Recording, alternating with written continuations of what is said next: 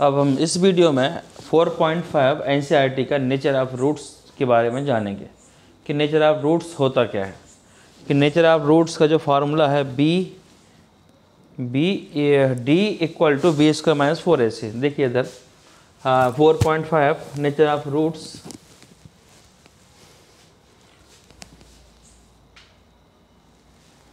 हम इस video lecture में NCERT 4.5 topic natures of roots के बारे में जानेंगे। ये मोस्ट इम्पोर्टेंट टॉपिक है, यहाँ से क्वेश्चन 101% हो सकता है आपके बोर्ड एग्जाम का पहला क्वेश्चन ही नेचर ऑफ रूट पर मिले।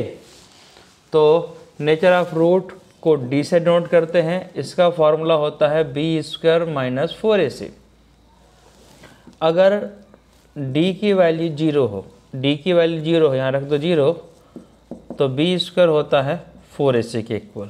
ये दोनों आपस में इक्वल हैं। या बी की वैल्यू निकाल सकते हैं हम 2 रूट ac। 4 का स्क्वायर रूट 2 और ac पहुंच जाएंगे रूट में। अगर रूट्स d इक्वल टू 0 है तो इसका मतलब ये है roots are equals. Roots are equal. Roots are equal means क्या होता है, अगर x की पहली वैल्यू 2 आई है तो सेकेंड वैल्यू जब प्लस साइन लिया तो 2 आई, जब नेगेटिव साइन लेंगे तो भी 2 आएगी। ये होता है इक्वल। दोनों वैल्यू सेम आएंगी। अगर ये वैल्यू -2 आई तो इसको भी -2 आना पड़ेगा अगर रूट्स आर इक्वल हैं। तो इस केस पे क्वेश्चन डेफिनेटली बनते हैं अगर रूट्स आर इक्वल हैं तो। ये तो हो गया फर्स्ट केस। सेकेंड केस क्या हो सकता है, d की वैल्यू 0 से बड़ी हो, d is greater than to 0। तो रूट्स कैसे रहेंगे, इक्वल नहीं रहेंगे। Roots are real. ये भी है रियल। रियल मतलब जिनको हम डील करते हैं डेली लाइफ में, ये रूट्स आर रियल मतलब प्लस माइनस कुछ भी हो सकता है। 0 भी रियल नंबर में आता है। तो रूट्स आर रियल। रियल हो गए पर यहाँ इक्वल है, यहाँ होगा अनइक्वल। और केस नंबर थर्ड, d की वैल्यू लेस देन 0 हो। लेस देन 0 मतलब d की वैल्यू 0 से छोटी हो। 0 छोटी क्या होता है, -1 -2 -3 इस टाइप से हो। तो रूट्स आर कैसे होंगे, रियल नहीं होंगे, नॉट रियल। फिर वो कॉम्प्लेक्स नंबर में पहुंच जाएंगे जो अभी आपको जानने की ज़रूरत नहीं। ये मैं इमेजिनरी लिखने वाला था पर ठीक है, अभी आपको जानने की ज़रूरत नहीं है। और यहाँ भी क्या रहेगा, अनइक्वल। काम की बात क्या है, d इक्वल टू 0 इस पर सवाल आएगा और d की वैल्यू ग्रेटर देन 0 है तो रूट्स आर रियल रहेंगे। और कैसे रहेंगे, अनइक्वल। उसके बाद d की वैल्यू लेस देन 0 है तो रूट्स रियल नहीं रहेंगे और अनइक्वल दोनों में रहेंगे, क्योंकि इक्वल सिर्फ एक ही केस में होता है। इक्वल सिर्फ एक ही केस में होता है। ये हो गया हमारा नेचर ऑफ रूट। अब हम इससे कुछ क्वेश्चन करते हैं।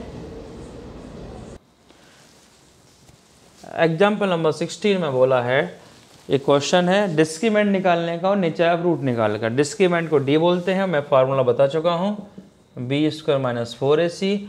अब इस क्वेश्चन में a की वैल्यू 2 है, b की वैल्यू -4 है, c की वैल्यू 3 है और b स्क्वायर हो जाएगा 4 का स्क्वायर 16, माइनस का स्क्वायर प्लस और 4 का 16। फिर निकालना है 4ac। 4 a की वैल्यू 2 है और c की वैल्यू 3 है, सबके बीच मल्टीप्लाई है तो हो गया 24। ये हो गया यहाँ से 24। तो बी स्क्वायर माइनस 4ac, ये निकाल दिया 4ac 24 और बी स्क्वायर हो गया 16। हमें निकालना है B square minus 4ac D. ये 16 माइनस 24 आ गया माइनस का 8। तो डी की वैल्यू अगर 0 से छोटी है, लेस देन 0 है, तो रूट्स कैसे रहेंगे, नॉट रियल। रूट्स रियल नहीं होंगे और अनइक्वल, क्योंकि इक्वल सिर्फ d इक्वल टू 0 में होते हैं। ये हो गया क्वेश्चन नंबर 16। एग्जाम्पल नंबर 17 अभी तक का सबसे अच्छा क्वेश्चन है। इसने बोला है pole has to be erected at a point on the boundary of the circular park of diameter 13 metre in such a way that the difference of its distance from the two diametrically opposite fixed gate A and B on the boundary is 7 meter. Is it possible to do so? If yes, at what distance from the two gate should be pole B. अब जो diameter given है, इसके diameter पर दो gate बना लिया हमने, एक गेट 1 हो गया, गेट 2 हो गया। अब क्वेश्चन बोल रहा है a pole has to be erected at the point on the boundary of the circular park. अब हम किसी पार्क पे हम बना लेते हैं पोल को। तो चलो मान लिया हमने पोल, यहाँ मान लिया पोल, ये पोल है। अब इसको ज्वाइन कर देते हैं, ये हो गया हमारा पोल। इसका नाम दे दिया हमने ए और इसका नाम दे दिया हमने यहाँ से बी और इसका नाम हो गया यहाँ से पी। अब हम देखते हैं, अब जो गेट बी से जो पोल तक की डिस्टेंस उसको हम x मान लेते हैं और क्वेश्चन ने बोला है कि डिफरेंस बोला उसने 7, ए और B on the boundary is 7 metre. उसने बोला है from the two diameter opposite fix gate है और उसने बोला difference of its distance 7 metre. तो हमने मान लिया है कि जो AP माइनस BP का डिस्टेंस 7 है या BP माइनस AP का डिस्टेंस भी 7 हो सकता है, पर अभी हम फिलहाल AP माइनस BP लेके चलते हैं और BP को हमने मान चुके हैं x। तो AP minus x equal to 7। तो हम यहाँ से चाहें तो x की वैल्यू निकाल सकते हैं। आप यहाँ से AP की वैल्यू निकाल लेते पहले, तो हो जाएगा x प्लस 7।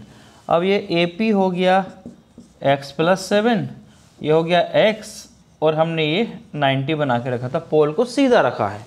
क्वेश्चन वाला एकदम सीधा मतलब परपेंडिकुलर। तो ये लग जाएगा यहाँ पाइथागोरस थ्योरम। जब पाइथागोरस थ्योरम से अगर x की वैल्यू, अगर x पहले हम निकाल देंगे d क्वाड्रेटिक बन जाएगी। अगर d की वैल्यू 0 है तो भी पॉसिबल है, d की वैल्यू ग्रेटर देन 0 है तो भी पॉसिबल है, अगर d की वैल्यू लेस देन 0 है तो हमने क्वेश्चन माना ये पॉसिबल नहीं होगा। तो बस बाकी चीज़ें सिंपल ही हैं, क्वेश्चन समझने में था टाइम, पाइथागोरस लगाइए और फिर सॉल्व हो जाएगा। अब हमने लगा दिया पाइथागोरस थ्योरम। ए बी हो गया डायमीटर, सबसे बड़ी साइड है तो ये हाइपोटेनस का काम यहाँ से करेगी। ये हो गया परपेंडिकुलर, ये हो गया बेस, इसको मान लेते हैं बेस, ये हो गया परपेंडिकुलर। तो वो एंगल पर डिसाइड करता है। तो हमने लगा दिया पाइथागोरस थ्योरम का फार्मूला, x प्लस 7 का होल स्क्वायर प्लस x का स्क्वायर। अब इसको खोला हमने, a square 2ab plus B square x square, ये हो गया 2x स्क्वायर और 14x 49 और 13 का इसका 169 को यहाँ पे कर दिया ट्रांसपोजिशन। तो फिर बचा 120, ये 2x स्क्वायर 14 120, 2 यहाँ से कॉमन निकल रहा था, 2 से डिवाइड कर दिया हमने इसको, तो बचा x स्क्वायर 7x और माइनस 60। अब हम सबसे पहले चेक करेंगे ये कंडीशन वैलिड है कि नहीं, ये जेन्युइन, ये रियलिस्टिक प्रॉब्लम है। ऐसे क्वेश्चन पेपर में आते हैं और ऐसे क्वेश्चन ही पेपर में आएंगे। तो सबसे पहले चेक करते हैं कि d की वैल्यू क्या है। तो d निकालने के लिए पहले हमें निकालना पड़ेगा ए बी सी। तो a की वैल्यू 1 है, b की वैल्यू 7 है, c की वैल्यू माइनस 120 नहीं 60 है, c की वैल्यू माइनस 60 है। तो यही मैं निकाल लेता हूँ, बी स्क्वायर हो गया 49 और 4ac। अगर c माइनस का है, सिर्फ ए और c में से कोई एक माइनस का हो, तो 99% पॉसिबिलिटी बनती है कि वो d मतलब वो रियलिस्टिक प्रॉब्लम बन जाती है, फिर वो वैलिड रहता है। d की वैल्यू लेस देन 0 नहीं आती है। तो 4ac, 4a की वैल्यू 1 है, c की वैल्यू कितनी है माइनस 60, 6 4 या 24, तो माइनस हो गया 240। अब d की वैल्यू निकाल देते हैं। d की वैल्यू होती है B square minus 4ac, b की वैल्यू है यहाँ से 49 और 4ac माइनस 240, तो माइनस माइनस हो जाएगा प्लस। जैसे ही यहाँ पे दोनों साइन प्लस के आए, मतलब कोई ना कोई रियलिस्टिक वैल्यू है जो d ग्रेटर देन टू 0 है, तो ये कंडीशन यहाँ से पॉसिबल है। अब इस क्वेश्चन को हम कर देंगे सॉल्व फार्मूला मेथड से। इनको कर देते हैं ऐड 40 और 49, तो हो जाएगा 289। तो d आ गया 289। अब हम लगाते हैं इसमें फार्मूला। अब इसमें लगा दिया हमने formula, minus B plus minus B square minus 4ac upon का 2a, और बी स्क्वायर माइनस 4ac था, d था 289 और 289 का स्क्वायर रूट था 17, तो 17 लिखा। अब हम इसमें नेगेटिव साइन नहीं लेंगे, रियलिस्टिक प्रॉब्लम है, क्यों नहीं लेंगे, नेगेटिव साइन लेंगे तो साइड नेगेटिव हो जाएगी, और क्या कोई डिस्टेंस थोड़ी ना नेगेटिव होती है। तो हम लेंगे पॉजिटिव साइन, ये अच्छा काम है, हमारा काम टाइम बच गया थोड़ा। तो 17 प्लस का 7 माइनस का तो बचेगा 10 और 10/2, 2a मतलब a की वैल्यू 1 थी, तो x आ गया यहाँ से 5, तो x की वैल्यू आ गई 5, मतलब ये डिस्टेंस हो गई यहाँ से 5, ये 5 हो गई, और ये डिस्टेंस कितनी हो गई यहाँ से 5 + 7 12 हो गई, ये हो गई 12। अब हम वेरीफाई कर लेते हैं AP माइनस BP, AP हो गई यहाँ से 12, BP हो गई 5, 12 - 5 7। हाँ, ये क्वेश्चन बिल्कुल सही है, तो ये हमारा क्वेश्चन सॉल्व होता है।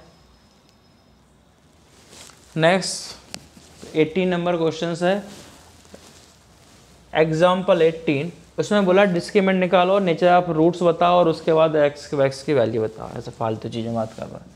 तो a की वैल्यू 3 हो गई, b की वैल्यू -2 हो गई, c की वैल्यू 1/3 हो गई। तो यहाँ 20 पे कर दो, माइनस का प्लस और 2 का हो गया 4। फिर निकाल देंगे 4ac, ये लिख दिया हमने यहाँ से 4, a की वैल्यू 3 हो गई, c की वैल्यू 1/3 हो गई, ये कैंसिल आउट हो गया, बीच में मल्टीप्लाई का साइन है, तो 4ac बचा हमारा 4। अब हम फाइंड यहाँ से करते हैं, b² भी 4 है और 4ac भी 4 है, तो जब ये दोनों सेम होते हैं ना तो रूट्स रियल होते हैं, ये मैं बता चुका हूँ। ठीक है, अभी पहले हम फॉर्मेलिटीज़ कर लेते हैं थोड़ी सी। b² की वैल्यू 4 है, 4ac 4 है, तो 0, d = 0 मीन्स x की दोनों वैल्यूज सेम निकलेंगी, रूट्स आर रियल। रूट्स कैसे हैं? रियल हैं और इक्वल होंगे। अब हम उनको फाइंड कर लेते हैं फार्मूला मेथड से, क्योंकि d की वैल्यू 0 है, तो हमारा जो फार्मूला मेथड है उसको हम यहाँ लगाते हैं। कैसे? फार्मूला -b + -b² 4ac लिख दिया मैंने उसको, और यहाँ 2a -b की वैल्यू कितनी थी -2, ये हो गया यहाँ से +2, प्लस माइनस 0 है, और 2a 6 है, तो 2/6 मतलब 1/3। एक बार +0 लो, एक बार -0 लो, ये तो फालतू बकवास है, 0 तो 0 ही होता है। तो ये 1/3 दोनों रूट्स कैसे आ गए? इक्वल आ गए, और दोनों रूट्स रियल हैं, और ये एग्जाम्पल 18 कंप्लीट होता है। नेक्स्ट वीडियो हम लाएंगे एक्सरसाइज 4.4 का फर्स्ट क्वेश्चन।